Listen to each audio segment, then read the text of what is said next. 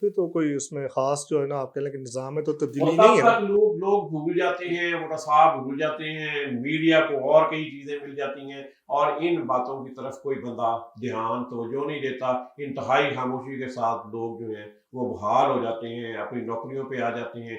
چند سال کے لیے ان کو کسی ایسی پوسٹنگ پہ لایا نہیں جاتا کہ جہاں پہ وہ لوگوں کے سامنے تو ورثاء کو کوئی ریلیف بھی دیا گیا ایسا؟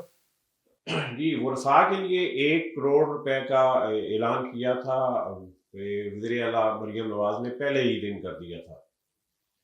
یہ اچھی بات ہے، ان کو ملازمت نے ان کو یہ پیسے دینے کا اعلان ہوا، پھر ایک خبر کچھ اس طرح کی بھی تھی کہ شاید وزیر اعلیٰ نے گاڑی دینے کا بھی، ان کو ایک سواری دینے کا بھی آرڈر کیا ہے، یہ بھی ہو گئے۔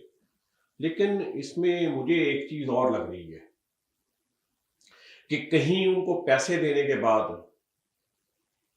وہ اس مقدمے سے دستبردار تو نہیں ہو جائیں گے؟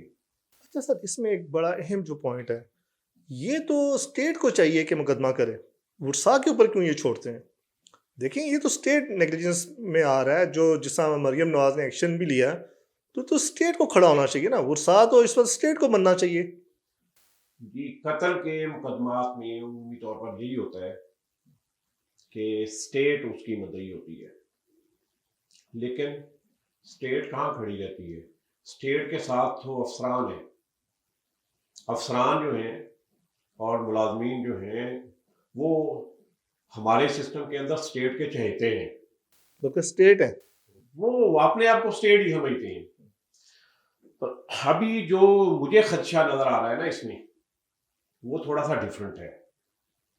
ابھی کچھ عرصہ پہلے اسلام آباد میں ایک واقعہ ہوا، اسلام آباد ہائی کورٹ کے ایک جج محمد آصف کے بیٹے نے 2 بچیوں کو رات کو آدھی رات کے وقت وہ سوشل میڈیا جی بالکل، وہ کچل دیا ان کو۔ کرتے ہوئے کچل دیا اور وہ مار دیا، اور جس پراسرار انداز میں اور جس تیز رفتاری کے ساتھ ان دونوں خاندانوں کے ساتھ معاملات طے کر کے اس بچے کو بری قرار دیا گیا اور یہ معاملہ ختم کر دیا گیا، وہ تو ایک جج تھا۔ اس میں تو بہت سارے، اس میں تو دیکھیں جیسے مریم نواز صاحبہ نے کہا، اس میں تو اس میں کمشنر لاہور ڈویژن آتے ہیں، ڈپٹی کمشنر لاہور آتے ہیں، D G L D A آتے ہیں، ایل ڈی اے کے ڈائریکٹر آتے ہیں، واسا کے لوگ آتے ہیں،